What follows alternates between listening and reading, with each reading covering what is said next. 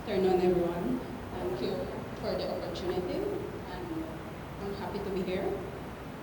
So, as mentioned, my study was about antibiotic-resistant patterns of pathogens that were isolated from surgical site infections at public health facilities in Belize. So, this only encompasses surgeries that were conducted at public medical facilities. So what are surgical site infections? Surgical site infections are infections that occur after a surgical procedure has occurred and is something that is a leading cause of morbidity and mortality globally. So it's a problem that is widely spread all around the world. According to recent reports from the World Health Organization, surgical site infections threaten millions of patients each year and is also a major contributor to the spread of antibiotic resistance in microorganisms. So resistance occurs when an antibiotic or a bacteria changes the response to a certain antibiotic, making their use ineffective for their treatment of the infection that the person is currently having. So in the event an antibiotic-resistant bacteria infects a human, the infection that they would cause would be harder to treat than if the infection was caused by a non-resistant bacteria. Antibiograms are used to determine the sensitivity or susceptibility of microbes to these antibiotics. So to determine if a bacteria is actually resistant or not, they would have to carry out an antibiogram test to determine this. So for our objective and our hypothesis. So we hypothesize that the number of pathogens that are resistant to antibiotics would increase with time. And over time, we would see more pathogens becoming multi-drug resistant, so they would not only be resistant to one, but they would be resistant to more than one of these antibiotics. And infections due to multiple pathogens would be harder to treat with single antibiotics. Our objective was to characterize the etiology and antimicrobial susceptibility patterns of pathogens isolated from surgical infections at these public medical facilities for a 9-year period, from 2009 to 2017. So the study, and for the methodology, it encompasses two phases. Firstly, we carried out a laboratory experiment where we looked to establish and understand the antibiogram in pathogens. We carried out a culture test, followed by an antibiogram test and the identification of the pathogen. For the culture test, basically it entails growing this bacteria in different type of media to determine what type of, or to try to determine what type of bacteria we might have. So we would use different types of agar and also conduct gram staining. After that, for the antibiogram test, we would conduct a 1% McFarlane standard, where it is then grown in a special type of agar, which is the Mueller-Hilton agar. And we here in Belize use the disc diffusion antibiotic sensitivity test, which entails using small discs of different antibiotics that are placed in the growth medium that, depending on the result and the diameter, that it inhibits the growth around that disc. We would interpret this as a pathogen that will be susceptible, resistant, or in between to that certain antibiotic. So here we have a picture of basically, if you notice the clear space around the disc, that would, based on the measurement of that diameter, we can determine if that bacteria that is being grown there is sensitive to that type of antibiotic that is in that disc. So the second part of our study encompasses getting raw data that was provided by the Ministry of Health for the 9-year period. This data is usually collected through the Belize Health Information System that is in place in all public medical facilities, where they collect patient records, their basic information, what type of procedures were carried out, what were their laboratory results, and things like that. So we extracted our data using this system, and the population that we included in our study were persons that visited any of these public medical facilities and underwent any type of surgical procedure during the study period, which was the 9 years, and acquired an infection 30 days after the procedure. All right, so people who fit this criteria were included in our data set.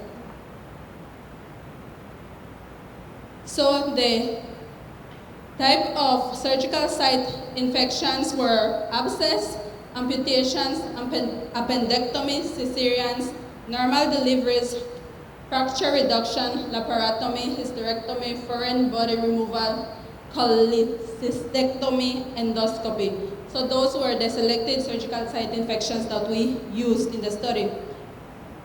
The data was basically clean, we removed duplicates, and we did statistical analysis using SPSS and Microsoft-Excel, where we generated frequency tables, rates, proportions, and graphs from this data.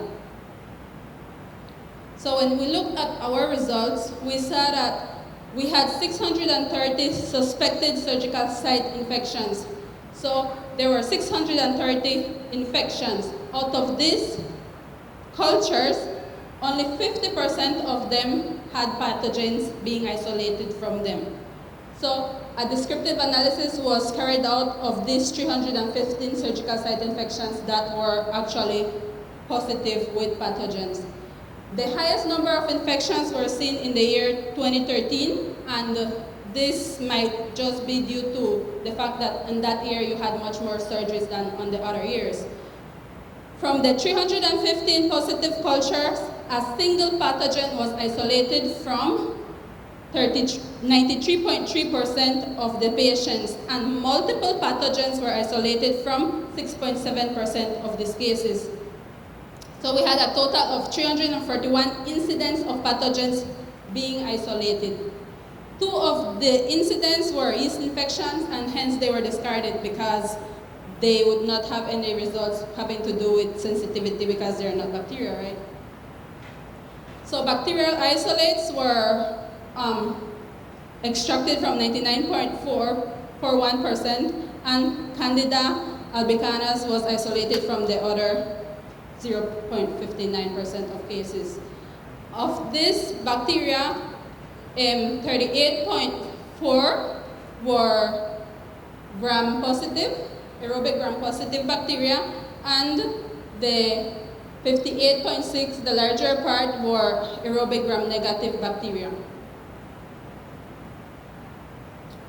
When we looked at the type of pathogens that were isolated, the top 3 were Staphylococcus, followed by Escherichia coli and Klebsiella. When we looked at type of surgery by gender, basically there was not much difference, but we can see that the abscesses accounted for the 17.5% of the cases, followed by laparotomy being 15.1 and amputations being 9.5.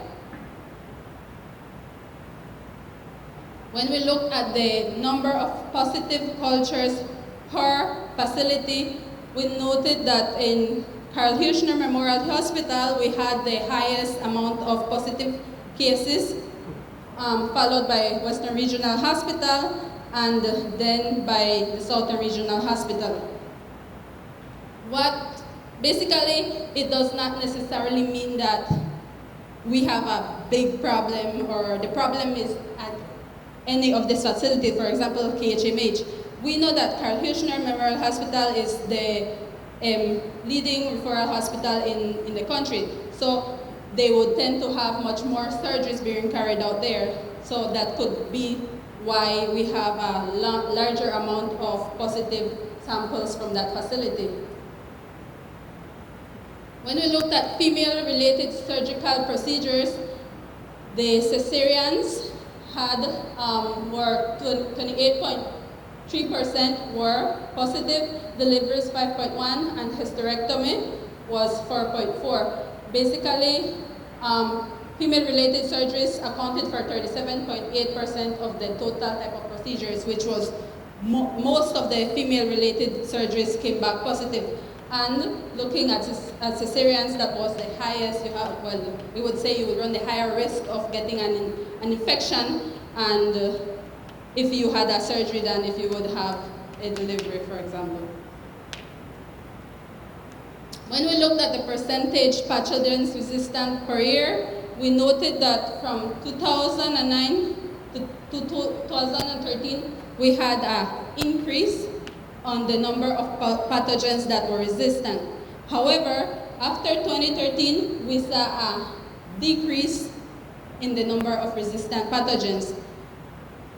This could be due to the fact that in 2013, the Ministry of Health might have implemented some type of enforcement measures when it comes to the use of antibiotics, which could have led to the decrease in the number of resistant pathogens seen. When we looked at the isolates resistant to the diverse antimicrobials per year, we noted that most of the microbes were resistant to erythromycin, ranging from 35% to 100% of the pathogens being resistant to that specific antibiotic. When we looked at multi-drug resistant strains, we looked at the number of antibiotics that each one of the top 3 isolates were resistant to, and we note that Staphylococcus aureus, 49.1% of the isolates showed resistance to 2 or more antibiotics, with Klebsiella and E. coli had 54.3 and 31.6% respectively. So you would tend to see that they are resistant to more than one antibiotic. So in conclusion, we see that antimicrobial sensitivity patterns throughout the 9-year period, with the top 3 isolates being multi-drug resistant, being Staphylococcus aureus, E. coli, Klebsiella. Antibiotic resistant patterns show that 20% of the isolates were resistant to more antibiotics all throughout the years, and a gradual increase in drug-resistant isolates from 2009 to 2013 reached a peak of 45% of isolates resistant. However, we had a decrease in 2014 where it went down from 20 to 25%. Although we know that surgical site infections are hard to eliminate, a reduction in infections and in the rates would be significant for the country. I mean, economically for the health facilities and also for the persons who have to suffer from these surgical infections that are resistant to multiple antibiotics. However, if we continue surveillance on resistant patterns and continue carrying out studies, we can implement firmer laws and compliance on the sale of antibiotics, where we will see it affecting the increase in this antimicrobial resistance over the years, not only in Belize but globally. Thank you.